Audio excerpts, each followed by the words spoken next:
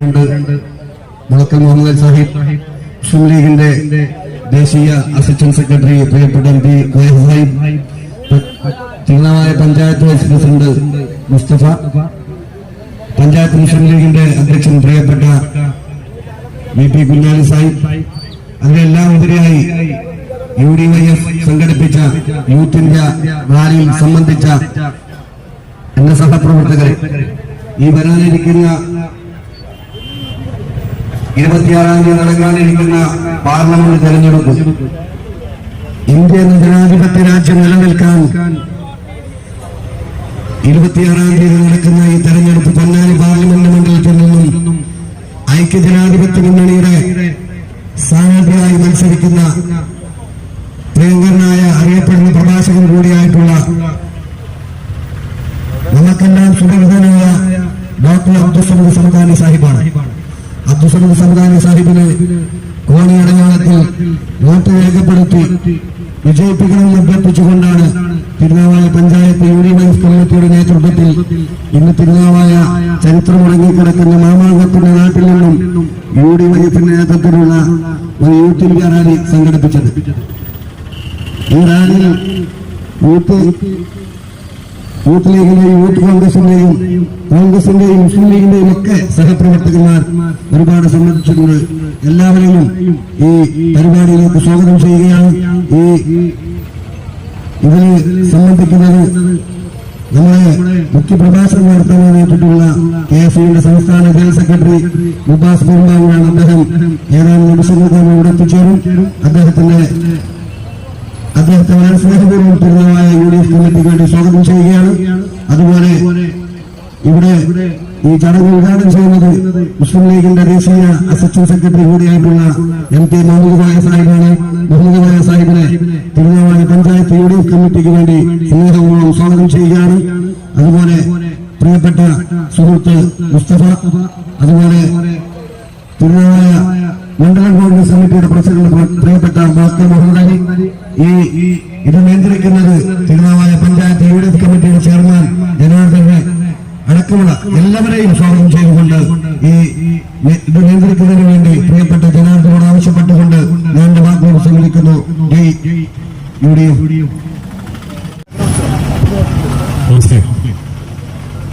ബഹുമാന്യ നമ്മുടെ ഈ യുവജന റാലിയുടെ ഉദ്ഘാടകൻ നമ്മുടെ എല്ലാമായ വയസ്സാവിനെ ആദരപൂർവ്വം ക്ഷണിച്ചുകൊണ്ട് ഈ ഉദ്ഘാടനം ഈ വേദിയിലേക്ക് ആർദ്രമായി സ്വാഗതം ചെയ്തു ക്ഷണിക്കുന്നു.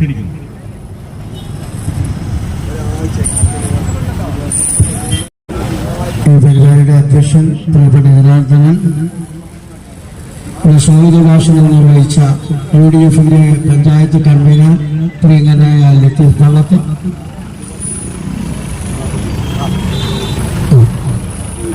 KSUവിന്റെ പ്രിയപ്പെട്ട നേതാവ് മുബാസ്,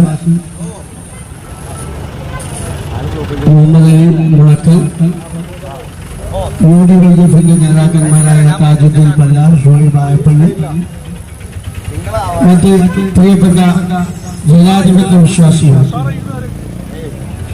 തിരുനാവായ പഞ്ചായത്ത് UDYF നടത്തിയ അതിജ്വലമായ റാലി അതിന്റെ സമാപനമാണ്.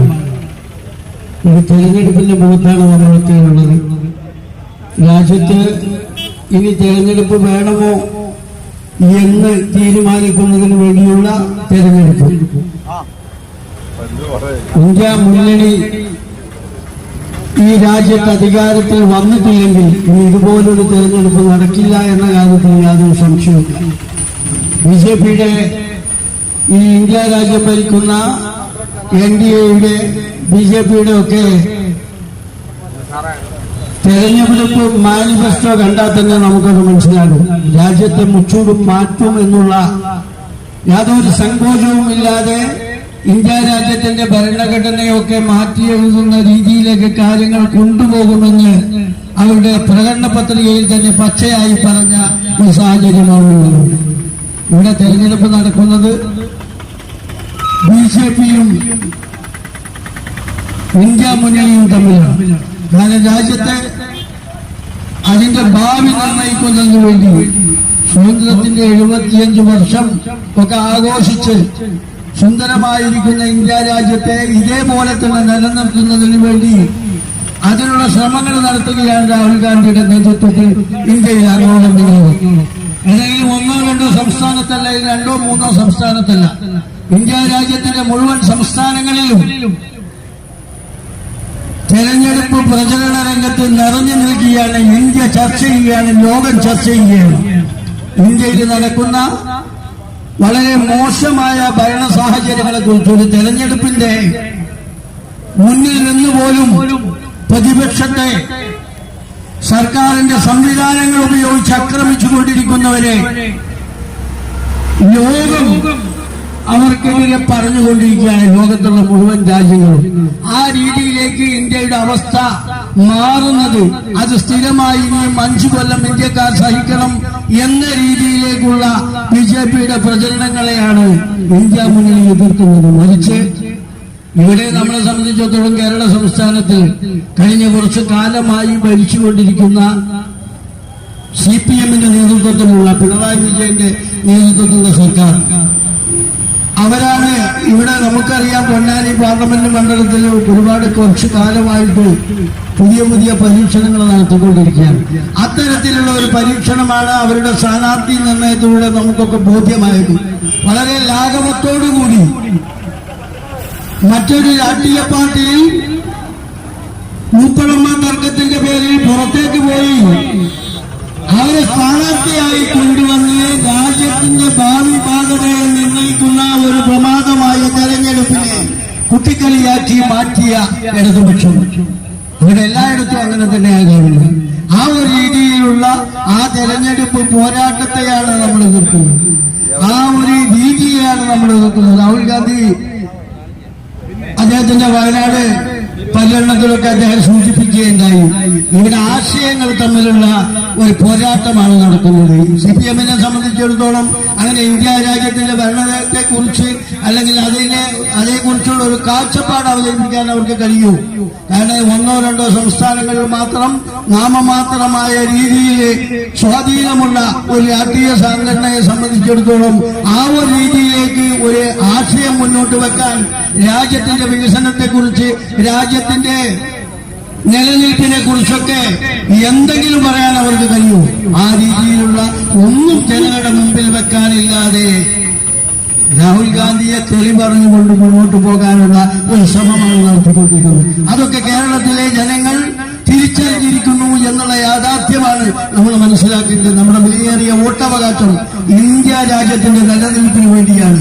ഒരുപാട് ആളുകൾ സ്വാതന്ത്ര്യ സമരത്തിൽ പങ്കെടുത്ത് രാജ്യത്തിന് ബ്രിട്ടീഷുകാരിൽ നേടിയെടുത്ത സ്വാതന്ത്ര്യം ഇന്ന് ഈ 75-78 വർഷത്തോളം ആവോളം ഇന്ത്യയിലെ വിവിധ മതവിഭാഗങ്ങളിൽ ഒരുമിച്ച് ജീവിച്ചു പോയ ഈ രാജ്യം ഇതേപോലെ നിലനിൽക്കുന്നതിന് വേണ്ടിയുള്ള തെരഞ്ഞെടുപ്പാണ്. ആ തെരഞ്ഞെടുപ്പിൽ നിങ്ങളുടെ സമ്മതിദാനാവകാശം നമുക്ക് കിട്ടിയ സ്ഥാനാർത്ഥി നമുക്കൊക്കെ അറിയാം, പ്രിയങ്കരനായ സമദാനി സാഹിബ്. കേരളത്തിലെ എന്നല്ല ഇന്ത്യ രാജ്യത്ത് തന്നെ ഈ രീതിയിലുള്ള ഒരു പ്രഭാഷകനും ഒരു പണ്ഡിതനുമായ ഒരു സ്ഥാനാർത്ഥി, നമുക്ക് അദ്ദേഹത്തെ പരിചയപ്പെടുത്തേണ്ട ആവശ്യമില്ല. ഏത് വീട്ടിൽ ചെന്നാലും സമദാനിയാണ് നമ്മുടെ സ്ഥാനാർത്ഥി എന്ന് പറയുമ്പോൾ അവിടെ മറ്റൊരു ചോദ്യമില്ല. ഏത് സമദാനിനെ ഇതുവരെ ഒരാളും ഒരു വീട്ടിൽ നിന്ന് നമ്മളോട് ചോദിച്ചിട്ടില്ല എന്നുള്ള യാഥാർത്ഥ്യം. ആ ഒരു രീതിയിലുള്ള ഒരു സ്ഥാനാർത്ഥിയെയാണ് നമുക്ക് ലഭ്യമായിട്ടുള്ളത്. അദ്ദേഹത്തിന്റെ കുറച്ചു കാലമായിട്ടുള്ള ഇന്ത്യ രാജ്യത്തിന്റെ പാർലമെന്റിൽ അദ്ദേഹത്തിന്റെ പ്രകടനം നമുക്കൊക്കെ യൂട്യൂബ് വഴി കാണാൻ കഴിയുന്നതാണ്. അദ്ദേഹം രാജ്യത്തെ ഗ്രസിച്ച എല്ലാ സുപ്രധാനമായ തീരുമാനങ്ങളിലും അദ്ദേഹം ഇന്ത്യ രാജ്യത്തിന്റെ പാർലമെന്റിൽ അദ്ദേഹത്തിന്റെ ശബ്ദം അദ്ദേഹം ഉയർത്തിയിട്ടുണ്ട്. ഫാസിസ്റ്റ് ഭരണത്തിനെതിരെ വളരെ സരസമായി പണ്ഡിതോജ്വലമായി അദ്ദേഹം സംസാരിച്ചിട്ടുണ്ട്. ആ സംസാരം നമ്മളൊക്കെ കേട്ടതാണ്. അപ്പൊ നമ്മുടെ ശബ്ദമായി ഇനിയും ഇന്ത്യ രാജ്യത്തിന്റെ നിലനിൽപ്പിന് വേണ്ടി അദ്ദേഹം അവിടെ ഉണ്ടാകണം.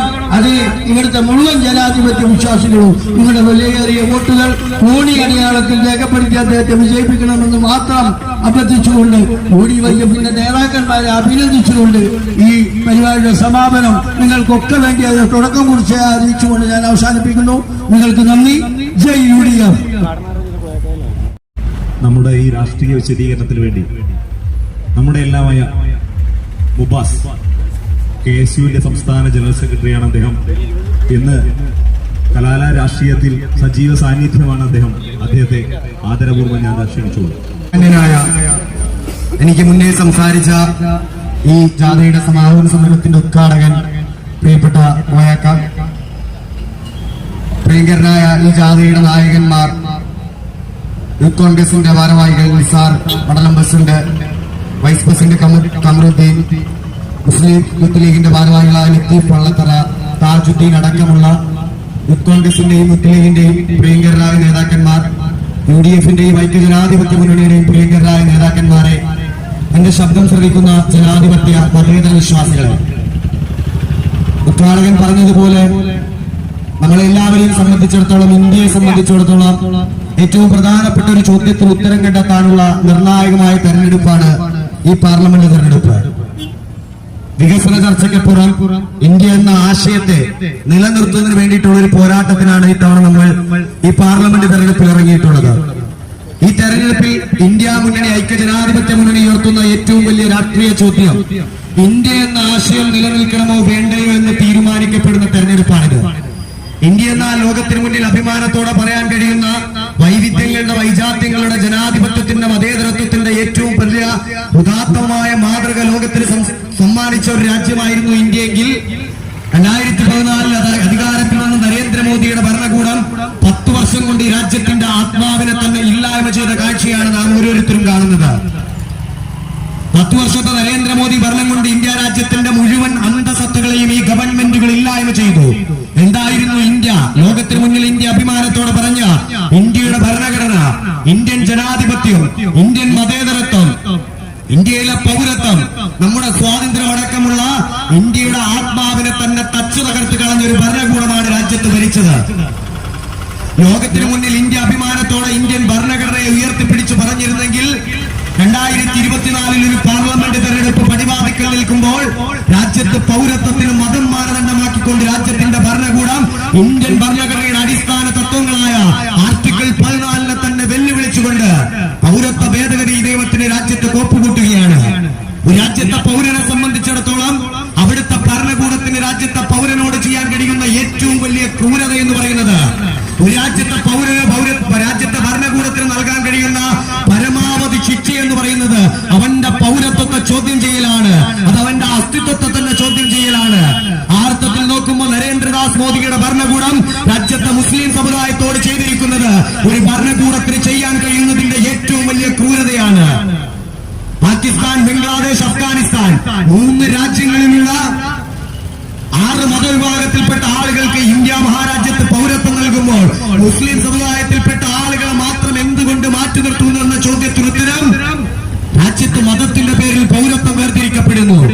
എന്താണ് ഇന്ത്യയുടെ പാരമ്പര്യം? ലോകത്തിന്റെ രാഷ്ട്രീയ ചരിത്രത്തിൽ അടയാളപ്പെടുത്തിയ ഏറ്റവും പ്രധാനപ്പെട്ട ഉജ്ജ്വലമായ പ്രസംഗം അതൊരു ഇന്ത്യക്കാരന്റേതാണ്. സ്വാമി വിവേകാനന്ദന്റെ ചിക്കാഗോ പ്രസംഗമാണ്. My dear brothers and sisters, എന്റെ സഹോദരി സഹോദരന്മാരെ എന്നീ ലോകത്തെ മുഴുവൻ അഭിസംബോധന കൊണ്ട് സ്വാമി വിവേകാനന്ദൻ ചിക്കാഗോയിൽ പ്രസംഗിച്ചപ്പോ അദ്ദേഹത്തിന്റെ പ്രസംഗത്തിലെ പ്രസക്തമായ വാക്യം എന്തായിരുന്നു?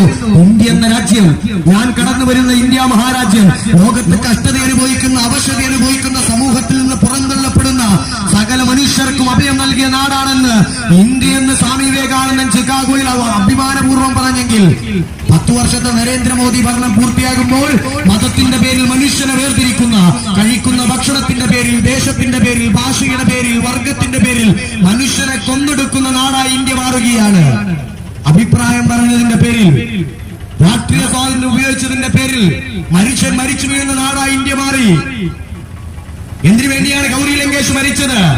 കൽബുർഗി മരിച്ചു വീണു, ഗോവിന്ദ് പൻസാര മരിച്ചു വീണു, മുഹമ്മദ് അഖിലാഖ് മരിച്ചു വീണു, ഫാദർ സ്റ്റാൻ സ്വാമി മരിച്ചു വീണു. ഇന്ത്യ മഹാരാജ്യത്ത് അഭിപ്രായം പറഞ്ഞതിന്റെ പേരിൽ, ഈ ഗവൺമെന്റുകൾക്കെതിരെ അഭിപ്രായം പറഞ്ഞതിന്റെ പേരിൽ ഈ രാജ്യത്ത് മരിച്ചു വീണ മനുഷ്യരാണവർ. കേരളത്തിൽ TP ചന്ദ്രശേഖരനും ഷുഹൈബും കൃപേഷും ശരത്ലാലും ഷുക്കൂർ അടക്കമുള്ള എണ്ണമറ്റ രക്തസാക്ഷികൾ ഈ നാട്ടിൽ മരിച്ചു വീണത് ജനാധിപത്യത്തിൽ ഏറ്റവും പ്രധാനപ്പെട്ട അഭിപ്രായ സ്വാതന്ത്ര്യവും രാഷ്ട്രീയ സ്വാതന്ത്ര്യവും ഉപയോഗിച്ചതിന്റെ പേരിൽ മനുഷ്യൻ മരിച്ചു വീഴുന്ന നാടായി ഇന്ത്യ മാറുകയാണ്. രാഷ്ട്രീയ സ്വാതന്ത്ര്യമില്ലാത്ത നാടായി കേരളം മാറുകയാണ്. കല്യാശ്ശേരി മുതൽ തിരുവനന്തപുരം വരെ യൂത്ത് കോൺഗ്രസിന്റെയും മുസ്ലിം യൂത്ത് ലീഗിന്റെയും പ്രവർത്തകർ പൂച്ചട്ടി കൊണ്ടും ഹെൽമറ്റ് കൊണ്ടും ക്രൂരമായി ആക്രമിക്കപ്പെടുന്ന കാഴ്ച, ജനാധിപത്യത്തിന് ഭൂഷണമല്ലാത്ത കാഴ്ച കേരളത്തിൽ നിന്ന് കണ്ടു.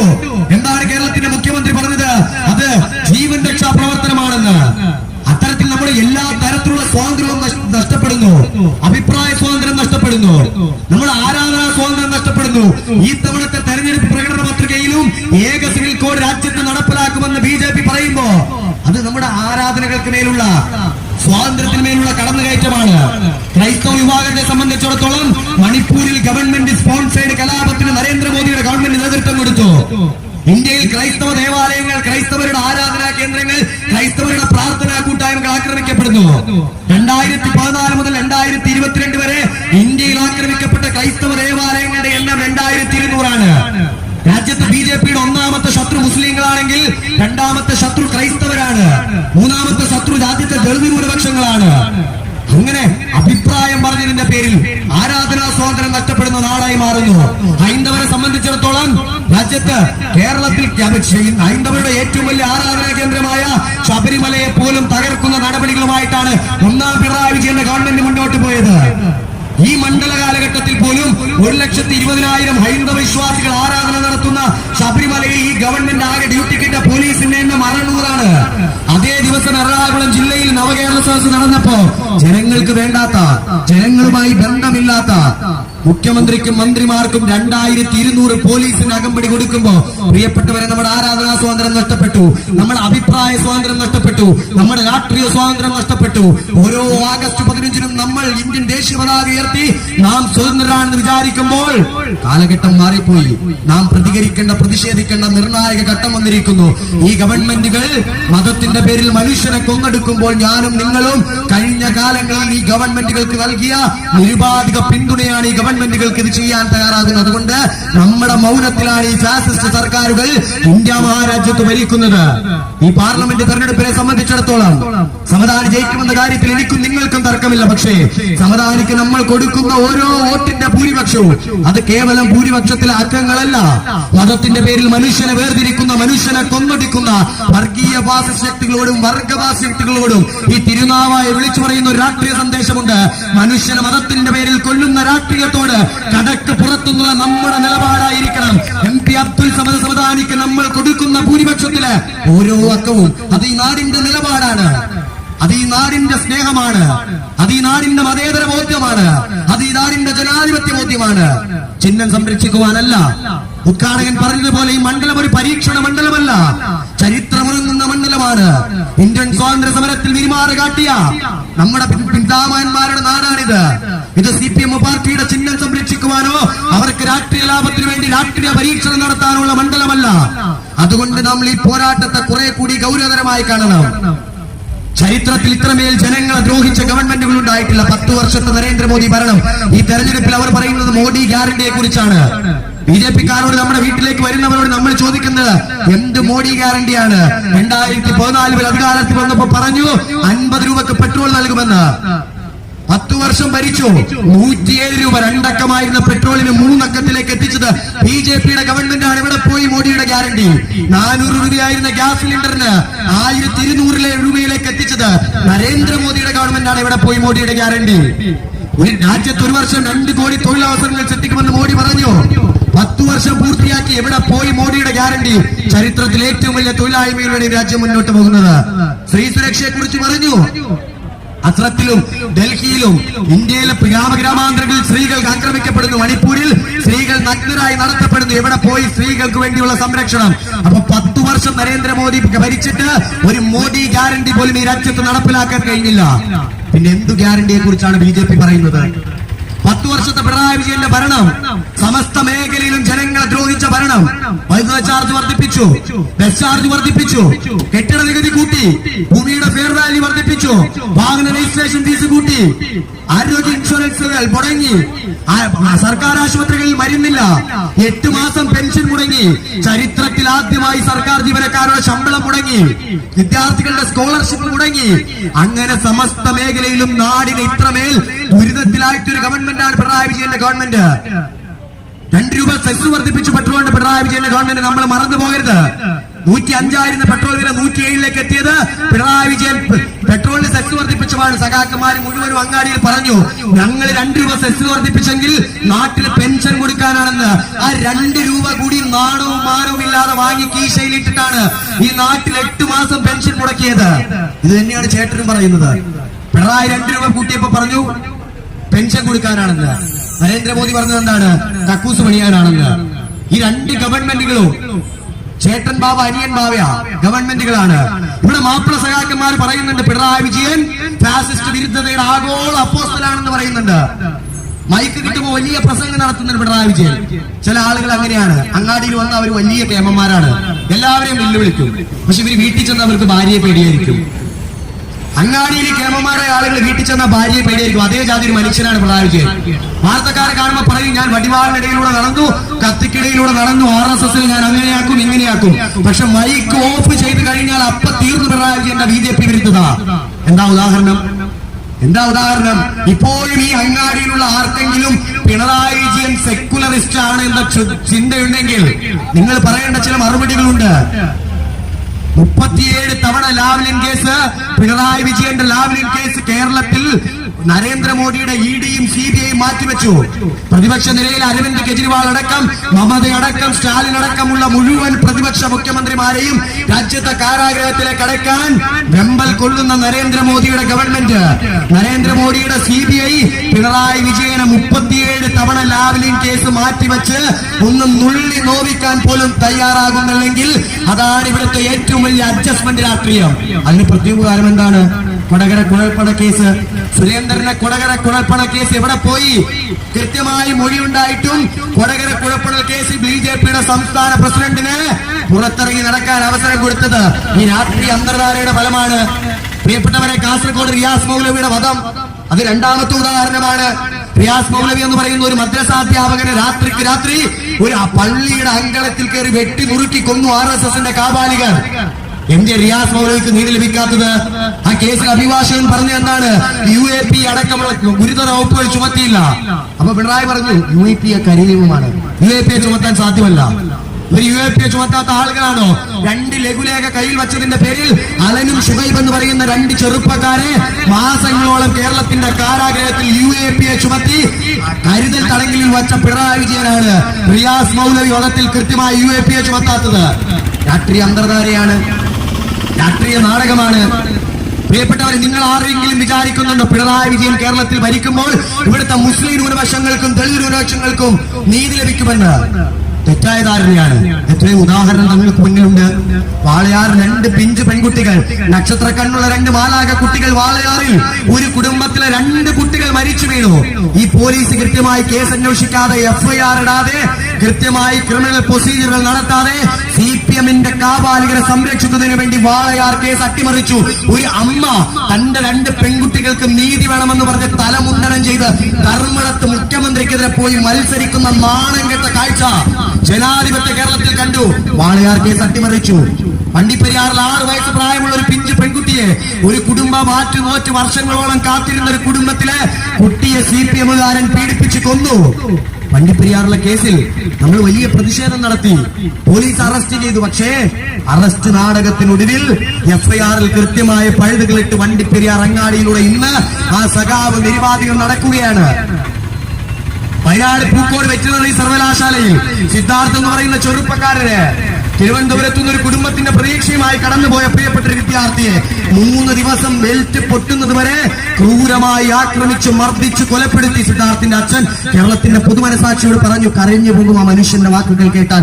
നിങ്ങൾ എന്റെ മകനെ കൊന്നു കളഞ്ഞോളൂ, പക്ഷേ അവനെ നിങ്ങൾ കൊല്ലുമ്പോഴും അവസാനത്തൊരിറുക്ക് വെള്ളം എന്റെ കുട്ടിക്ക് കൊടുക്കാതെ കൊന്നു കളഞ്ഞ CPMന്റെ ക്രിമിനലുകളെ കുറിച്ച് വികാരാതീതനായി സിദ്ധാർത്ഥിന്റെ അച്ഛൻ പറയുമ്പോ, പ്രിയപ്പെട്ടവരെ, ഈ തെമ്മാടി കൂട്ടങ്ങൾക്ക് ഇത് ചെയ്യാൻ ധൈര്യം കൊടുക്കുന്നു എന്താണെന്ന് അറിയുമോ? ശുക്കൂർ എന്ന നമ്മുടെ പൊന്നുമോനെ കൊന്നുകളയുമ്പോൾ, കൃപേഷിനെയും ശരത്ലാലിനെയും ഷുഹൈബിനെയും കൊന്നുകളയുമ്പോൾ, വാളയാറിലും വണ്ടിപ്പെരിയാറിലും സിദ്ധാർത്ഥിന്റെ വിഷയത്തിലും നീതി അട്ടിമറിക്കപ്പെടുമ്പോൾ ഇവർക്ക് ധൈര്യം കൊടുക്കുന്നത് പിണറായി തമ്പുരാൻ കേരളം ഭരിക്കുന്ന കാലഘട്ടത്തിലൊന്നും ഞങ്ങളെ തൊടാൻ കേരളത്തിലെ ആഭ്യന്തര വകുപ്പിന് കഴിയില്ലെന്നുള്ള ഉറച്ച ബോധ്യത്തിൽ നിന്നാണ് CPMന്റെ പാർട്ടി സംവിധാനം ഇത്രമേൽ ക്രിമിനൽ നടപടികൾക്ക് നേതൃത്വം കൊടുക്കുന്നു. അതുകൊണ്ട് നമ്മൾ ചെയ്യുന്ന വോട്ട് ഈ നെറികെട്ട ഗവൺമെന്റുകൾക്കെതിരെ വോട്ടായിരിക്കണം. ഞാൻ ദീർഘിപ്പിക്കുന്നില്ല. നരകത്തെയും നരകയാതനയും നയമാക്കി മാറ്റിയ നരാധമനായ നരേന്ദ്രമോദിക്കെതിരെയും അക്രമവും അഹങ്കാരവും അഴിമതിയും അലങ്കാരമാക്കി മാറ്റിയ പിണറായി വിജയനെതിരെയുള്ള വിധിയെഴുത്തായി തെരഞ്ഞെടുപ്പിനെ മാറ്റണം. നമുക്ക് വിജയിക്കാൻ വേണ്ടി മാത്രമല്ല, ഇന്ത്യ വീണ്ടെടുക്കാനുള്ള പോരാട്ടമാണിത്. അപ്പൊ ഈ നാട് നമ്മളോട് ചോദിക്കും, ഇന്ത്യ വീണ്ടെടുക്കാനുള്ള പോരാട്ടത്തിൽ നിങ്ങൾ എന്ത് വിട്ടുവീഴ്ചയ്ക്ക് തയ്യാറായി എന്ന്. പ്രിയപ്പെട്ടവരെ, ചരിത്രത്തിൽ ഏറ്റവും കുറഞ്ഞ സീറ്റിലാണ് കോൺഗ്രസ് മത്സരിക്കുന്നത്. ഏറ്റവും കുറഞ്ഞ സീറ്റിലാണ് കോൺഗ്രസ് മത്സരിക്കുന്നത്. എന്തുകൊണ്ടാണെന്ന് അറിയുമോ? കോൺഗ്രസിന് സ്ഥാനാർത്ഥി ഇല്ലാത്തത് കൊണ്ടല്ല, സംഘടനാ ശേഷി ഇല്ലാത്തത് കൊണ്ടല്ല.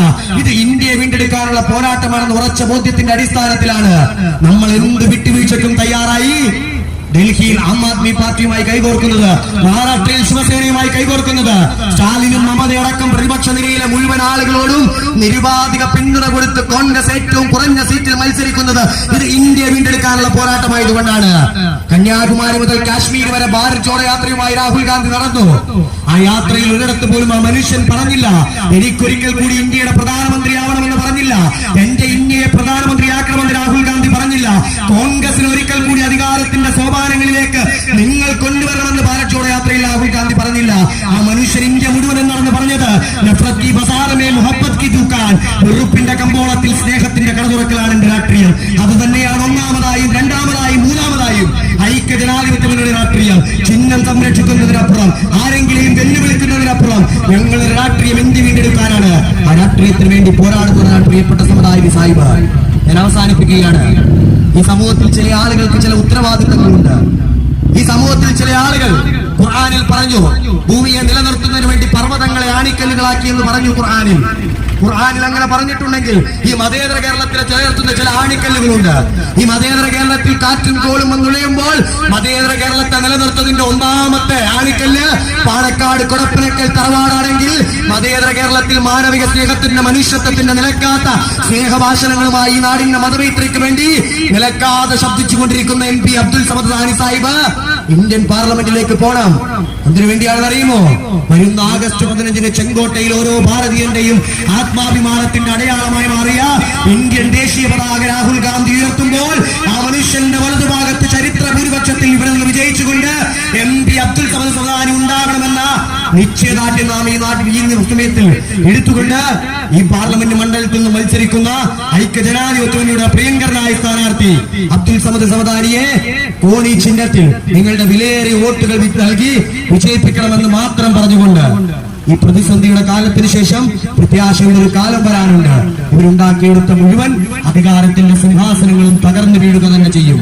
ജനാധിപത്യത്തിന്റെ നൃത്തം ഫാസിസത്തെ ചവിട്ടി മെതിച്ചുകൊണ്ട് മുന്നോട്ട് പോവുക തന്നെ ചെയ്യും. പ്രതീക്ഷ നഷ്ടപ്പെടാത്ത, പ്രത്യാശ നഷ്ടപ്പെടാത്ത ഇന്ത്യ മുന്നണിയുടെ നായകൻ രാഹുൽ ഗാന്ധി വിശ്വാസമർപ്പിക്കുന്ന മനുഷ്യരായി നമുക്ക് മുന്നോട്ട് പോകാം. ഈ പോരാട്ടത്തിൽ നമ്മൾ പരാജയപ്പെടില്ല. ലാത്തിയില്ല, തോക്കുന്നില്ല, എങ്കിലും കരങ്ങളിൽ ജീവനുള്ള നാൾ വരെ ഈ പോരാട്ടത്തിൽ നമുക്ക് മുന്നോട്ട് കൊണ്ടുപോകണം. ഈ ജാഥയിൽ പങ്കെടുത്ത ഈ സമയം വരെയും ഞങ്ങളെ കേട്ട മുഴുവൻ ജനാധിപത്യ മതേതര വിശ്വാസികൾക്കും എന്റെ സ്നേഹാഭിവാദ്യം ഉയർന്നുകൊണ്ട് നിർത്തുന്നു. നന്ദി, നമസ്കാരം. ജയ് UDF. പ്രിയങ്കരായ ജനാധിപത്യ മതേതര വിശ്വാസികൾ, ഈ മാസം 26-ാം തീയതി നടക്കാനിരിക്കുന്ന ലോക്സഭാ തെരഞ്ഞെടുപ്പിൽ ഐക്യ ജനാധിപത്യ മുന്നണിയുടെ സ്ഥാനാർത്ഥിയായി ജനവിധി തൊടുന്ന പ്രിയങ്കരനായ അബ്ദുൽ സമദ് സമദാനിയെ ചരിത്രത്തിലെ ഏറ്റവും വലിയ ഭൂരിപക്ഷത്തിന് ഇന്ത്യയുടെ പാർലമെന്റിനകത്തേക്ക് തിരഞ്ഞെടുത്ത് അയക്കണമെന്ന് ആവശ്യപ്പെട്ടുകൊണ്ടുള്ള പ്രചരണ ജാഥയാണ് ഇവിടെ എത്തിച്ചേർന്നിട്ടുള്ളത്. എനിക്ക് മുമ്പ് സംസാരിച്ച പ്രിയങ്കരനായ സുഹൃത്തു കേരള സ്റ്റുഡൻസ് യൂണിയന്റെ സംസ്ഥാന ജനറൽ സെക്രട്ടറി കൂടിയായിട്ടുള്ള മുബാസ് വളരെ വിശദമായി കാര്യങ്ങളോടെ സൂചിപ്പിച്ചു കഴിഞ്ഞു. എന്നെ ശ്രമിക്കുന്ന ഈ നാട്ടിലെ നല്ലവരായ ജനാധിപത്യ വിശ്വാസികളോട് എനിക്ക് സൂചിപ്പിക്കാനുള്ളത്, ഈ തെരഞ്ഞെടുപ്പിന്റെ പ്രാധാന്യത്തെ മനസ്സിലാക്കിക്കൊണ്ട് 26-ാം തീയതി നിങ്ങൾ പോളിംഗ് ബൂത്തിൽ ചെല്ലുന്ന സമയത്ത് ഈ രാജ്യം ഇനി നിലനിൽക്കണോ എന്ന ചിന്തയിൽ ജനാധിപത്യ മുന്നണിക്ക് വോട്ട് ചെയ്യണമെന്നാണ് ആദ്യമായി സൂചിപ്പിക്കാനുള്ളത്. ഈ രാജ്യം ഇന്ന് നിലനിൽക്കുന്നത് വർഗീയതയും വെറുപ്പും പ്രചരിപ്പിച്ചുകൊണ്ടാണ് ഈ രാജ്യത്ത് BJP ഭരിച്ചുകൊണ്ടിരിക്കുന്നത്. മനുഷ്യരെ തമ്മിൽ തല്ലിപ്പിച്ചു. അതിന് വിപരീതമായി ഇന്നലെ നമ്മൾ കണ്ട വാർത്ത എന്ന് പറയുന്നത്, നമുക്കൊക്കെ അറിയാം, പശ്ചിമ ബംഗാളിലെ ഒരു മൃഗശാലയിൽ 2 സിംഹങ്ങൾ താമസിച്ചിരുന്നു. ആ സിംഹങ്ങളുടെ പേര് അക്ബർ എന്നും സീത എന്നുമായിരുന്നു. അക്ബറും സീതയും പേരുള്ള 2 സിംഹങ്ങൾ ഇന്ത്യയിലെ ഒരു മൃഗശാലയിൽ താമസിച്ചതിന്, അതുപോലും ഈ രാജ്യത്ത് മതേതരമെന്ന് ചിന്തിക്കുന്ന, മതേതര കാഴ്ചപ്പാടുള്ള, ഈ രാജ്യത്ത് ലോകത്തിലെ തന്നെ ഏറ്റവും വലിയ ജനാധിപത്യ മതേതര രാജ്യമായ ഇന്ത്യക്കകത്ത് അക്ബറും സീതയെന്നും പേരുള്ള സിംഹങ്ങൾ പോലും ജീവിക്കരുതെന്ന് കച്ചുകെട്ടിയിട്ടുള്ള ഇന്ത്യയിലെ RSSഉം VHPയും ഹിന്ദുത്വ തീവ്രവാദികളും കോടതിയെ സമീപിക്കുകയും വളരെ വിചിത്രമായ ഒരു തീരുമാനത്തിന് ഇന്നലെ സാക്ഷ്യം വഹിക്കുകയും ചെയ്തു. ഈ രാജ്യം എന്താണ് തീരുമാനമുണ്ടായത്? അക്ബർ എന്ന പേരുള്ള സിംഹത്തിന്റെ പേരിന് പുനർനാമകരണം നൽകിക്കൊണ്ട് സൂരജ് എന്ന പേര് സിംഹത്തിലിട്ടു എന്നതാണ് ഇന്നലത്തെ വാർത്ത. ഞാൻ ചോദിക്കട്ടെ, ഈ നാട്ടിലെ നല്ലവരായ ജനാധിപത്യ വിശ്വാസികളോട്, എന്താണ് ഇന്ത്യയിലെ ഒരു മൃഗശാലയ്ക്കകത്ത് അക്ബർ എന്ന പേരുള്ള ഒരു സിംഹവും സീത എന്നുള്ള ഒരു പേരുള്ള ഒരു സിംഹവും കൂടി താമസിച്ചാലുണ്ടാകുന്ന പ്രയാസം? നിങ്ങൾ നോക്കൂ, ഈ രാജ്യം എവിടെയാണ് എത്തി നിൽക്കുന്നത്? നമ്മുടെ നാട്ടിൽ നമ്മൾ സ്കൂളുകളെല്ലാം അടച്ചു. നമ്മുടെ കുടുംബസമേതം അവരുടെ കുടുംബ വീടുകളിലേക്ക് താമസിക്കാൻ വേണ്ടി യാത്ര പോകുന്ന ഒരു സമയമാണിപ്പോ. ഈ നാട് നമുക്ക് നൽകിയ സന്ദേശം എന്തായിരുന്നു? അക്ബറിന്റെ വീട് പൂട്ടിപ്പോകുമ്പോ അവന്റെ വീടിന്റെ ചാവി ഭദ്രമായി അവൻ ഏൽപ്പിച്ചിരുന്നത് അവന്റെ തൊട്ടടുത്തുള്ള സീതയായിരുന്നു. അപ്പുറത്തുള്ള അയ്യപ്പൻ അദ്ദേഹത്തിന്റെ വീട് പൂട്ടിപ്പോകുന്ന സമയത്ത് തന്റെ വീട്ടിനകത്തുള്ള ആടിന്, അതല്ലെങ്കിൽ അവിടുത്തെ കോഴിക്കുഞ്ഞുങ്ങളുടെ കൂട്ടിലാക്കി ഒന്ന് അടക്കണമെന്ന് ഏൽപ്പിച്ചിരുന്നത് നമ്മുടെ അപ്പുറത്തുള്ള മുസ്ലിം സഹോദരനെയായിരുന്നു. എന്തോ ഐക്യവും സമാധാനവും സൗഹാർദ്ദവുമായിരുന്നു ഈ രാജ്യത്ത് നമ്മൾ ഉണ്ടാക്കി കൊടുത്തത്.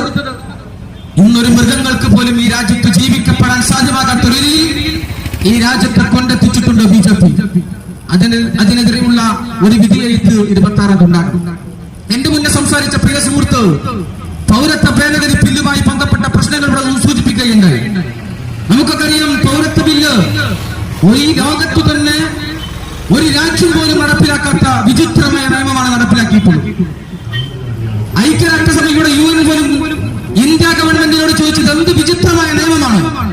ഒരു രാജ്യത്തേക്ക്, ആ രാജ്യത്ത് ജീവിക്കുന്ന അവിടുത്തെ പ്രധാന ന്യൂനപക്ഷമായ ഒരു സമുദായത്തിന് പൗരത്വം കൊടുക്കാതെ ആ രാജ്യത്തെ മറ്റുള്ളവർക്ക് പൗരത്വം കൊടുക്കുന്ന നിയമം, ഇതെന്ത് കാടത്തരമുള്ള നിയമമാണെന്ന് ഈ രാജ്യത്ത് ജനങ്ങൾ, ഈ രാജ്യത്തോട് ലോകരാജ്യങ്ങൾ ചോദിക്കുന്ന അപൂർവമായ കാഴ്ച നമ്മൾ കാണുന്നു. പ്രിയമുള്ളവരെ, എന്റെ ശബ്ദം ശ്രമിക്കുന്ന ഈ നാട്ടിലെ നല്ലവരായ ജനാധിപത്യ വിശ്വാസികളെ, BJPക്ക് ഒരു അവസരം കൂടി നമ്മൾ നൽകുകയാണെങ്കിൽ ഈ രാജ്യത്തെ പാവപ്പെട്ട പിന്നോക്ക സമുദായം ഈ രാജ്യത്തുനിന്ന് പുറന്തള്ളപ്പെടുമെന്ന കാര്യത്തിൽ ആർക്കും ഒരു തർക്കവും വേണ്ട. ഞാൻ ചോദിക്കട്ടെ, ഇവിടെ RSSന്റെ ഒരു BJPയുടെ കേന്ദ്രമന്ത്രിയാണ് കഴിഞ്ഞ ദിവസം സംസാരിച്ചത്. പൗരത്വ ബില്ല് പട്ടിക ഇന്ത്യയിൽ നടപ്പിലാക്കിയാൽ ഇവിടുത്തെ മുസ്ലിങ്ങൾക്ക് എന്ത് സംഭവിക്കാനാണ്? അറബ് രാജ്യങ്ങളുണ്ടല്ലോ അവർക്ക് സംരക്ഷണം നൽകാൻ, തൊട്ടപ്പുറത്ത് പാകിസ്ഥാനുണ്ടല്ലോ അവർക്ക് സംരക്ഷണം നൽകാൻ. ഈ രാജ്യം 2ആയി വിഭജിക്കപ്പെട്ട സമയത്ത് പാകിസ്ഥാൻ വേണ്ടവർക്ക് മുസ്ലിം രാജ്യമായ പാകിസ്ഥാനിലേക്ക് പോകാമെന്ന് പറഞ്ഞപ്പോ ഈ ഹിന്ദുവും മുസൽമാനും ക്രൈസ്തവരും ബുദ്ധനും മതമില്ലാത്തവരും ജീവിക്കുന്ന ഈ ഇന്ത്യ മഹാരാജ്യത്ത് ജീവിക്കണമെന്ന് ആവശ്യപ്പെട്ട് ഇവിടെ നിന്നവരാണ് നമ്മുടെ പൂർവികന്മാർ. ഈ രാജ്യത്ത് ജനിച്ച്, ഈ രാജ്യത്ത് പിടഞ്ഞു വീണ് മരിച്ച്, ഈ രാജ്യത്തിന്റെ പോരാട്ടത്തിൽ ഈ രാജ്യത്തിന് സ്വാതന്ത്ര്യം നൽകിയ പിന്മുറക്കാരാണ് നമ്മൾ. ഞാൻ ഒരു കാര്യം ചോദിക്കട്ടെ, ആ കേന്ദ്രമന്ത്രി പറഞ്ഞതെന്താ? ഞാൻ പ്രിയപ്പെട്ട എന്റെ നാട്ടിലെ നല്ലവരായ ജനാധിപത്യ വിശ്വാസികളുടെ കാര്യം സൂചിപ്പിക്കട്ടെ. ഏറ്റവും ദയനീയമായി നമ്മൾ കണ്ടുകൊണ്ടിരിക്കുന്ന വാർത്തയാണ് ഫലസ്തീനിലെ മുസ്ലിം സമുദായം അനുവദിക്കുന്ന വാർത്ത. ഫലസ്തീനിലെ മതന്യൂനപക്ഷങ്ങളെ, ഫലസ്തീനിൽ ഇസ്രായേലിന്റെ അധിനിവേശത്തിൽ പാവപ്പെട്ട പിഞ്ചുമക്കൾ പോലും പിടഞ്ഞു വീണ് മരിക്കുന്ന കാഴ്ച നമ്മൾ കാണുന്നുണ്ട്. എനിക്കേറെ മനസ്സിന് വിഷമമുണ്ടായ ഒരു വാർത്ത പത്രത്തിൽ വായിച്ചു. ഗാസ എന്ന് പറയുന്ന ഫലസ്തീനിലെ ഒരു പെൺകുട്ടി, 4 വയസ്സ് മാത്രം പ്രായമുള്ള ഒരു പെൺകുട്ടി, ആ പെൺകുട്ടിന്റെ കയ്യിലുള്ള കളിപ്പാട്ടം, ഞാൻ മരണപ്പെട്ടാൽ ഇന്ന ആളിന് എന്റെ സുഹൃത്തായിട്ടുള്ള ഇന്ന കുട്ടിക്ക് അത് നൽകണമെന്ന് വസീയത്ത് എഴുതി വെക്കുന്ന ഒരു രാജ്യം നമ്മുടെ ഗാസ എന്ന് പറയുന്ന രാജ്യം ഈ ലോകത്തുണ്ട്. ഞാൻ പറയുന്നത് ഈ രാജ്യത്തെ മതന്യൂനപക്ഷങ്ങളുണ്ടല്ലോ, ഈ രാജ്യത്തെ മതന്യൂനപക്ഷങ്ങളിൽ ഫലസ്തീനിലെ ഗാസയിലെ മനുഷ്യരെ പോലെ ഈ രാജ്യത്ത് ജീവിക്കാൻ അവകാശമില്ലാത്തവരായി മാറ്റുന്ന നയമാണ് പൗരത്വ ഭേദഗതി നിയമം. നമ്മുടെ രാജ്യത്തുണ്ടല്ലോ തൊട്ടപ്പുറത്തെ രാജ്യമായ മ്യാൻമർ എന്ന് പറയുന്ന രാജ്യത്തെ മതന്യൂനപക്ഷമായിട്ടുള്ള മുസ്ലിം സമുദായത്തെ ആ രാജ്യത്ത് നിന്ന് ആട്ടി ഓടിയക്കപ്പെട്ടപ്പോ ഇന്ത്യ എന്ന് പറയുന്ന രാജ്യം നമ്മുടെ തൊട്ടപ്പുറത്ത് ബാംഗ്ലൂരിൽ, ഹൈദരാബാദിൽ, മുംബൈയിൽ, ബംഗാളിൽ, കൽക്കത്തയിലടക്കം ഇന്ത്യയിലെ പ്രധാനപ്പെട്ട നഗരങ്ങളിൽ ഗാസയെ പോലെ മ്യാൻമറിനകത്തു നിന്ന് പുറന്തള്ളപ്പെട്ട ആയിരക്കണക്കിന് പതിനായിരക്കണക്കിന് മുസ്ലിം സമുദായം ജീവിക്കുന്നുണ്ട്. പ്രിയമുള്ളവർ, അവിടെ നിങ്ങളൊന്ന് പോയി കാണണം. വോട്ടവകാശമില്ലാതെ, റേഷൻ കാർഡില്ലാതെ, ഈ രാജ്യത്ത് ജോലിയെടുത്ത് ജീവിക്കാൻ പോലും സാധ്യമാകാതെ തെരുവ് പട്ടിയെ പോലെ തെരുവിലിട്ട് കൊടുക്കുന്ന ഭക്ഷണം അത് യാചനയോടെ ഭക്ഷിച്ച് ജീവിക്കുന്ന ഒരു സമുദായം ഈ ഇന്ത്യ മഹാരാജ്യം നമ്മുടെ തൊട്ടപ്പുറത്ത് ബാംഗ്ലൂരിൽ നമുക്ക് പോയാൽ സാധ്യമാകും. ഈ പൗരത്വ പട്ടിക നടപ്പിലാക്കുന്നതോടുകൂടി ഈ രാജ്യത്തെ സമുദായത്തിന് സംഭവിക്കാൻ പോകുന്നത് രാജ്യത്തിന്റെ തെരുവീതികൾ, തുറന്ന ജയിലുകൾ ഇതാ BJP നിർമ്മിച്ചുകൊണ്ടിരിക്കുന്നു. ഞാനൊരു കാര്യം പറയട്ടെ, BJPക്കെതിരെ ശക്തമായി പ്രതിഷേധിക്കുന്നവർ ഞങ്ങളെന്ന് പറയുന്ന ഇവിടുത്തെ ഇടതുപക്ഷക്കാരൻ ഭരിക്കുന്ന സഖാവ് പിണറായി വിജയൻ ഭരിക്കുന്ന കേരളത്തിൽ പോലും തുറന്ന ജയിലുകൾ നിർമ്മിച്ചുകൊണ്ടിരിക്കുന്നു എന്ന് പറഞ്ഞാൽ ഈ രാജ്യത്തെ സമുദായത്തെ, ഈ രാജ്യത്തെ മതന്യൂനപക്ഷങ്ങളെ തുറങ്കിലടക്കാനുള്ള കെൽപ്പുമായിട്ടാണ് BJP രണ്ടാമത് മൂന്നാമത് ഒരു ഊഴത്തിന് ശ്രമിച്ചുകൊണ്ടിരിക്കുന്നത്. എന്താ അവിടെ സംഭവിക്കാൻ പോകുക? അതിനെതിരെയുള്ള പ്രതിഷേധം ഉണ്ടാകണം. നമ്മൾ ഈ തെരഞ്ഞെടുപ്പ് ഇന്ത്യ മുന്നണി ഇന്ത്യയിൽ അധികാരത്തിൽ വരാനുള്ള തെരഞ്ഞെടുപ്പായി മാറണം. ഇവിടെ പ്രിയപ്പെട്ട മുബാസ് വളരെ വ്യക്തമായി സൂചിപ്പിച്ചു. ഇന്ത്യൻ നാഷണൽ കോൺഗ്രസ് അവരുടെ രാഷ്ട്രീയ കളരിയിൽ ഏറ്റവും വലിയ രീതിയിലുള്ള വിട്ടുവീഴ്ച ചെയ്തൊരു തെരഞ്ഞെടുപ്പാണ്. ഇന്ത്യയിലെ 28 രാഷ്ട്രീയ പാർട്ടികൾ ഒരുമിച്ചിരുന്നുകൊണ്ട് ഈ രാജ്യത്ത് BJPയെ പിറകോട്ട് വലിച്ചെടുക്കാൻ, BJPയെ ഇന്ത്യയുടെ ഭരണശിലാ കേന്ദ്രത്തിൽ നിന്ന് താഴെയിറക്കാൻ വേണ്ടി ഒരുമിച്ച് നിന്ന ഒരു തെരഞ്ഞെടുപ്പാണ് ഈ തെരഞ്ഞെടുപ്പ്. നമുക്കറിയാം, BJP രാഹുൽ ഗാന്ധിയെ വിമർശിക്കുന്നു എന്ന് പറയുമ്പോ, അതിന്റെ അന്തസ്സത്ത് മനസ്സിലാക്കാനുള്ള ബോധം ഇവിടുത്തെ ജനാധിപത്യ വിശ്വാസികൾക്ക് ഉണ്ടാകും. ഒരു മനുഷ്യൻ കന്യാകുമാരി മുതൽ കാശ്മീർ വരെ കിലോമീറ്ററുകളോളം മാസങ്ങൾ സമയമെടുത്ത് നടന്നു നീങ്ങിയത് BJPക്കെതിരെ ശബ്ദിച്ചുകൊണ്ടാണ്. BJPയെയും നരേന്ദ്രമോദിയെയും അമിത്ഷായെയും നേർക്ക് വിരൽ ചൂണ്ടിക്കൊണ്ട് ഈ രാജ്യം എന്റെ പിതാമഹന്മാരായിട്ടുള്ളവർ, ഇന്ത്യൻ നാഷണൽ കോൺഗ്രസിന്റെ നേതൃത്വത്തിൽ എന്റെ പിതാമഹന്മാരായിട്ടുള്ളവർ പൊരുതി നേടിത്തുന്ന ഈ രാജ്യത്തെ സംരക്ഷിക്കാൻ BJPയെ താഴെയിറക്കണമെന്ന് പറഞ്ഞുകൊണ്ട് ഇന്ത്യയിൽ കന്യാകുമാരി തൊട്ട് കാശ്മീർ വരെ ജാഥ നയിച്ചതാണ് രാഹുൽ ഗാന്ധി. കഴിഞ്ഞ ഏതാനും മാസങ്ങൾക്ക് മുമ്പാണ് മണിപ്പൂരിൽ നിന്ന്, ഏതാണ് മണിപ്പൂർ, BJPയുടെ സ്പോൺസേഡ് ആയിട്ടുള്ള കലാപം നടന്നുകൊണ്ടിരിക്കുന്ന 10,000-കണക്കിന് ക്രിസ്ത്യൻ ചർച്ചുകൾ തച്ചു തകർത്ത് പതിനായിരക്കണക്കിന് വരുന്ന ക്രിസ്ത്യൻ ജനതയെ കൊന്നൊടുക്കിയ നരേന്ദ്രമോദിയുടെ നേതൃത്വത്തിലുള്ള സംസ്ഥാന BJP ഭരിക്കുന്ന സംസ്ഥാന ഗവൺമെന്റുള്ള മണിപ്പൂരിന്റെ മണ്ണിൽ സമാധാനം പറഞ്ഞിട്ടാണ് രാഹുൽ ഗാന്ധി രണ്ടാമത് ഭാരത് ജോഡോ യാത്ര നടത്തിയത്. ഞാൻ പറഞ്ഞു വരുന്നത്, ഇന്നലെ മുഖ്യമന്ത്രി, കേരളത്തിന്റെ അഭിമന്യനായ മുഖ്യമന്ത്രി പിണറായി വിജയന്റെ പത്രസമ്മേളനം നിങ്ങൾ കണ്ടിട്ടുണ്ടാകും. അദ്ദേഹം പറയുന്നു, അദ്ദേഹത്തിന്റെ വാക്കും BJPയുടെ സംസ്ഥാന അധ്യക്ഷൻ സുരേന്ദ്രന്റെ വാക്കും പരിശോധിച്ചാൽ ഏതാണ് BJPയുടെ സംസ്ഥാന പ്രസിഡന്റ് എന്ന് നമ്മൾ അന്താളിച്ചു നിൽക്കുന്ന സാഹചര്യമാണ്. ഒരു രാജ്യത്തിന്റെ വീണ്ടെടുപ്പിന് വേണ്ടി എല്ലാ അർത്ഥത്തിലും BJPക്കെതിരെ ശബ്ദിച്ചുകൊണ്ടിരിക്കുന്ന രാഹുൽ ഗാന്ധിയെ ഇന്ത്യയുടെ മണ്ണിൽ അദ്ദേഹത്തെ BJP പോലും മറക്കുന്ന ഭാഷയിൽ വിമർശിച്ചുകൊണ്ട് ഒരു മുഖ്യമന്ത്രി കേരളത്തിന് മുന്നോട്ട് പോയിക്കൊണ്ടിരിക്കുന്നു. ജനങ്ങൾ നിങ്ങൾ വിധി എഴുതണം. CPM പറയുന്നു, ഞങ്ങളും ഇന്ത്യ മുന്നണിക്കാരാണ്. ഏതാണ് ഇന്ത്യ മുന്നണി? അവരുടെ ഇന്ത്യ മുന്നണിയുടെ കഥ നമുക്കറിയാം. രാഹുൽ ഗാന്ധിയുടെ ഭാരത് ജോഡോ യാത്ര മുംബൈയിൽ സമാപിക്കുന്ന സമയത്ത് 28 രാഷ്ട്രീയ പാർട്ടികളും ഇന്ത്യ മുന്നണിയിൽ പങ്കെടുത്തപ്പോ കേരളത്തിലെ CPMന്റെ പിണറായി വിജയന്റെ കണ്ണുരുട്ടിൽ സീതാറാം യെച്ചൂരി മാറി നിന്നു. കേരളത്തിലെ ബിനോയ് വിശ്വത്തിന്റെ കണ്ണുരുട്ടിൽ ഈ രാജ്യം മാറി നിന്നു. ഇന്ത്യ മുന്നണി എന്ന മുന്നണി കോൺഗ്രസിന്റെ നേതൃത്വത്തിൽ രൂപീകരിച്ചപ്പോ, അതിന്റെ കോർ കമ്മിറ്റി ഉണ്ടാക്കിയപ്പോ ആ കോർ കമ്മിറ്റി നിന്ന് മാറി നിന്നു CPM. എന്നാ CPM എന്താ ചെയ്തത്? കേരളത്തിന് പുറത്ത് ഇന്നലെ രാജസ്ഥാനിലെ BJP CPM സ്ഥാനാർത്ഥി അദ്ദേഹത്തിന്റെ കൂടെ കേരളത്തിലെ പ്രമുഖരായിട്ടുള്ള ഒരു പത്രപ്രവർത്തകൻ അദ്ദേഹം സഞ്ചരിച്ച വീഡിയോ ഇന്നലെ നമ്മൾ കാണാനിടയായി. കോൺഗ്രസിന്റെ കൊടി മുകളിലും CPM-ന്റെ കൊടി താഴെയും കെട്ടി സീതാറാം യെച്ചൂരിന്റെ ഫോട്ടോ പതിക്കാതെ ശ്രീമാൻ രാഹുൽ ഗാന്ധിന്റെ ഫോട്ടോ പതിച്ച് ഇന്ത്യ മുന്നണിക്ക് അരിവാൾ ചുറ്റിക നക്ഷത്രത്തിൽ വോട്ട് ചെയ്യണമെന്ന് രാജസ്ഥാനിൽ പറയാൻ. രാജസ്ഥാനിലേക്ക് ഒന്ന് പോണ്ട, നമ്മുടെ തലശ്ശേരി കഴിഞ്ഞാൽ മാഹി എന്ന് പറയുന്ന ഒരു ചെറു പട്ടണമുണ്ട്. മാഹിയിലോട്ടൊന്ന് പോയാൽ രാഹുൽ ഗാന്ധിയുടെ ചിത്രത്തെ നെഞ്ചോട് ചേർത്ത് പിടിച്ച് ഇടതുപക്ഷത്തിന്റെ പ്രവർത്തകന്മാർ പ്രവർത്തിക്കുന്നു. പാലക്കാട് വാളയാറെന്ന് കഴിഞ്ഞാൽ മധുരയിൽ BJP CPM മത്സരിക്കുന്നുണ്ട്, ദിണ്ടിഗിൽ CPM മത്സരിക്കുന്നുണ്ട്. രാഹുൽ ഗാന്ധിയുടെ ഇടനെഞ്ചിൽ രാഹുൽ ഗാന്ധിയുടെ ഫോട്ടോ പതിച്ച് ഈ ഇന്ത്യ മുന്നണി അധികാരത്തിലേക്ക് ഉയർത്തിക്കൊണ്ടുവരാമെന്ന് പറയുന്ന CPM ഈ കേരളത്തിന്റെ മണ്ണിൽ RSS പോലും പറയാൻ മടിക്കുന്ന ഭാഷയിൽ ഇന്ത്യൻ നാഷണൽ കോൺഗ്രസിനെയും ശ്രീമാൻ രാഹുൽ ഗാന്ധിയെയും വിമർശിച്ചുകൊണ്ട് മുന്നോട്ട് പോകുന്നു. ഇത് ഈ ജനം തിരിച്ചറിയും. ഈ ജനം തിരിച്ചറിയുന്ന വിധിയെഴുത്ത് 26-ാം തീയതി ഉണ്ടാകാൻ പോവുകയാണ്. പ്രിയമുള്ളവരെ, നിങ്ങളുടെ സംസാരം അവസാനിപ്പിക്കുകയാണ്. നിങ്ങൾ വോട്ട് ചെയ്യാൻ 26-ാം തീയതി പോകുമ്പോൾ നിങ്ങളുടെ വീട്ടിനകത്തുള്ള ഉമ്മമാരോട്, സഹോദരിമാരോട്, കുടുംബക്കാരോട് നിങ്ങൾ പറയണം, എന്താ ഇന്ന് കേരളത്തിന്റെ അവസ്ഥ? കേരളത്തിൽ ഒരു മനുഷ്യന് ജീവിക്കാൻ പോലും സാധ്യമാകാത്ത രീതിയിൽ എല്ലാ അർത്ഥത്തിലും വിലവർദ്ധന കേരളം പൊറുതിമുട്ടിക്കൊണ്ടിരിക്കുകയാണ്. പിണറായി വിജയൻ അധികാരത്തിൽ വരുന്ന സമയത്ത് കേരളത്തിൽ അവരുടെ പ്രകടന പത്രിക പുറത്തിറക്കിയ സമയത്ത് ദേശാഭിമാനിയുടെ ഫ്രണ്ട് പേജിലെ വെണ്ടക്കാക്ഷരത്തിൽ എഴുതി വെച്ചത് നമ്മളൊന്നും മറന്നിട്ടില്ല. വില കൂടാത്ത 5 വർഷമുണ്ടാകുമെന്നാണ് പറഞ്ഞത്. ചരിത്രം ഇങ്ങനെ വർഷങ്ങൾ, ദിവസങ്ങൾ, മാസങ്ങളായി, വർഷങ്ങളായി പറഞ്ഞപ്പോ വില കൂടാത്തയല്ല, വാക്ക് മാറ്റി പറയുന്ന പിണറായിയാണ് കേരളത്തിൽ അവസാനിച്ചു പോയത്. എന്താ നമ്മുടെ നാട്ടിൽ? ഞാനൊരു കാര്യം വളരെ കൃത്യമായിട്ട് നിങ്ങളോട് പറയട്ടെ. നിങ്ങൾ മുസ്ലിം ലീഗ് UDF അല്ലെങ്കിൽ ജനാധിപത്യ മുന്നണിയുടെ പ്രവർത്തനമൊക്കെ മാറ്റിവെക്കും. നിങ്ങൾ നിങ്ങളുടെ വീടിനകത്തേക്കൊന്ന് ചെന്ന് നിങ്ങളുടെ വീടിനകത്ത് പോയി നിങ്ങളുടെ വീട്ടിനകത്തുള്ള കറണ്ട് ബില്ലൊന്ന് പരിശോധനയ്ക്ക് വിധേയമാക്കും. കറണ്ട് ബില്ലൊന്ന് പരിശോധനയ്ക്ക് വിധേയമാക്കും. 1 വർഷം മുമ്പ് നിങ്ങൾ അടച്ച കറണ്ട് ബില്ലും ഈ മാസം അതല്ലെങ്കിൽ കഴിഞ്ഞ മാസം നിങ്ങൾ അടച്ച കറണ്ട് ബില്ല് നിങ്ങൾ പരിശോധനയ്ക്ക് വിധേയമാക്കും. കറണ്ട് ബില്ല് പരിശോധനയ്ക്ക് വിധേയമാക്കുന്നതോടൊപ്പം തന്നെ നിങ്ങൾ ഉപയോഗപ്പെടുത്തിയ യൂണിറ്റ് കൂടി നിങ്ങളൊന്ന് പരിശോധനയ്ക്ക് വിധേയമാക്കും.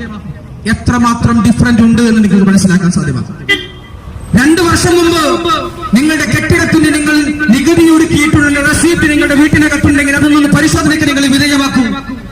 കഴിഞ്ഞ വർഷം നിങ്ങൾ അടച്ച നികുതിയും അതിന് മുമ്പടച്ച നികുതിയും ഇതാ ഈ മാസം അടക്ക ഏപ്രിൽ 10-ാം തീയതി കൂടി 2024-ലേക്കുള്ള 24-25 വർഷത്തേക്കുള്ള നികുതി കൂടി അടക്കാൻ പോവുകയാണ്. ഇതുകൂടി പരിശോധനയ്ക്ക് വിധേയമാക്കൂ. എത്ര ശതമാനത്തിന്റെ വർധന ഉണ്ടായിട്ടുണ്ട് നിങ്ങൾക്ക് മനസ്സിലാക്കാൻ സാധ്യമാകും. നിങ്ങളുടെ വീടിനകത്തുണ്ട് കുടിവെള്ള പദ്ധതിയുടെ പൈപ്പ് ലൈൻ. ആ വെള്ളം ഉപയോഗിച്ചാലും ഉപയോഗിച്ചില്ലെങ്കിലും നിങ്ങൾക്ക് ബില്ല് വരുമായിരുന്നു. 6 മാസം മുമ്പ് നിങ്ങൾക്ക് വന്ന ബില്ലും കഴിഞ്ഞ മാസം വന്ന ബില്ലും നിങ്ങൾ ഒരു പരിശോധനയ്ക്ക് വിധേയമാക്കും. എത്ര രൂപയുടെ വർധനവാണ് ഉണ്ടായിട്ടുള്ളത് നിങ്ങൾ മനസ്സിലാക്കും. ഇന്നൊരു മനുഷ്യന്റെ ജീവിതത്തിൽ ഏറ്റവും വലിയ അഭിലാഷം എന്ന് പറയുന്നത് അവന് സ്വന്തമായി ഒത്തിരി കിടപ്പാടമാണ്.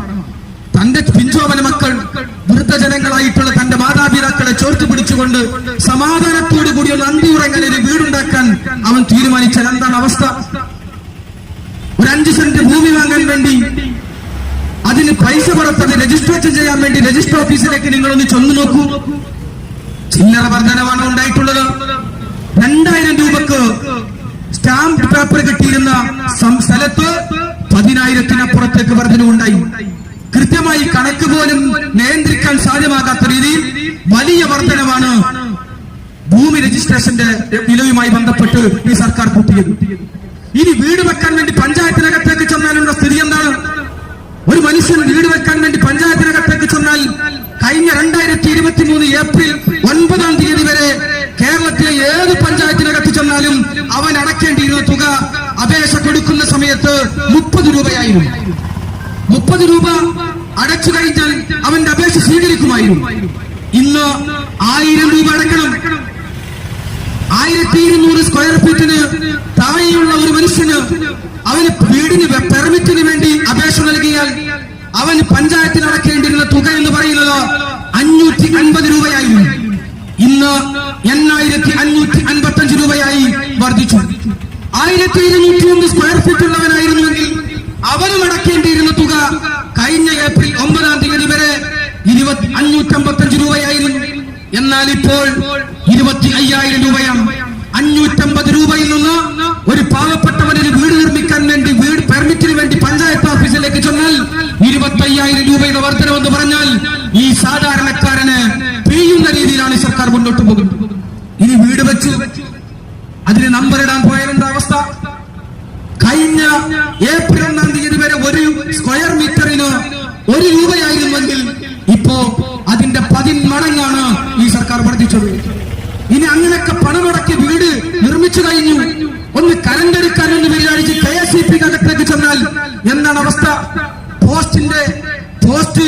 പോസ്റ്റിന്റെ പൈസ ചെറുതായിട്ടല്ല കൂട്ടിയത്. 6,000 രൂപക്ക് കിട്ടിയിരുന്ന പോസ്റ്റിന് 12,000 മുകളിലേക്ക് വർധനവുണ്ടായി. അതിന്റെ ഫിറ്റിംഗ് ചാർജ് അടക്കം, അതിന്റെ അവിടെ കെട്ടേണ്ട പണമടക്കം, നമ്മൾ CD എന്ന് പറയുന്ന പണമടക്കം വലിയ വർധനവാണ് ഉണ്ടാക്കിയത്.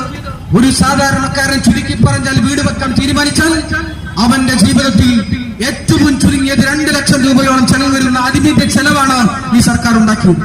ഇതിനെതിരെ പ്രതിഷേധിക്കാനുള്ള ഒരു അവസരമാണ് ഇവിടെ ഉണ്ടായിട്ടുള്ളത്. പ്രിയമുള്ളവർ, ഈ തെരഞ്ഞെടുപ്പിൽ നിങ്ങൾ പോളിംഗ് ബൂത്തിൽ ചെല്ലുമ്പോ ഈ കാര്യങ്ങളെ കുറിച്ചുള്ള ബോധം നിങ്ങൾക്കുണ്ടാകും. ഞാൻ എന്റെ സംസാരം അവസാനിപ്പിക്കും.